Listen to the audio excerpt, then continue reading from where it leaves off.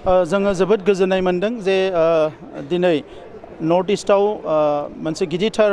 कारखाना एबा सेन वेस्ट होननानै बुङो बिथांमोना बेखौ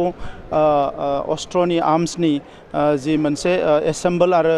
प्रडाक्शन सेन्टार बेयाव बानायदों बेनि थाखाय आङो भारतनि हम मिनिस्टार बिथांखौ आरो आसामनि चिफ मिनिस्टार बिथांखौ धन्यबाद होदों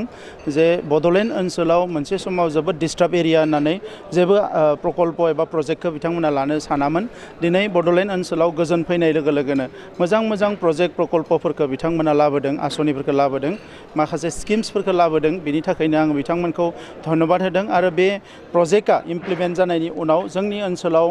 गोबां रोखोमनि जौगानाय फैगोन आरो बे जौगानायखौ मोनोब्ला जोंनि ओनसोलाबो लासै लासै जौगालांनो हागोन दा बेनिखायनो बेखौ बिथांमोना थाबैनो गायसननो लादों जों बेखौ वेलकाम खालामदों आरो बेजों लोगोसे RAF होननाय मोनसे रेपिड एक्शन फर्सनि मोनसे इउनिट बिनि खाथियावनो जागोन आरो गोबां अनुस्थान प्रतिष्ठानफ्रा जोंनि ओनसोलाव फैगासिनो दङ बेफोरनि गेजेरजों बड'लेण्ड ओनसोलखौ जोङो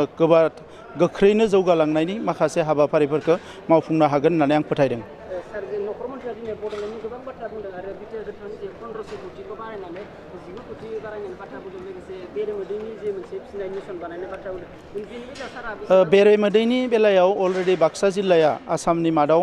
मोनसे जायगा आवग्रिनानै दंखायो आरो अलरेडि जों बिटिआर गभर्नमेन्टआबो बेरेमोदैखौ मोनब्रै जिल्लायाव जोङो प्रडाक्सन खालामनाय आरो बेजों लोगोसे मासरुम प्रडाक्सन खालामनाय माखासे हाबाफारिफोरखौ अमा फिसिनाय बेफोरखौ जों बिटिआर सरकारा लादों आरो फैगोन बोसोरनैनि गेजेरावनो जोंनि बड'लेण्ड ओनसोला आसामाव आरो नर्थ इस्टआव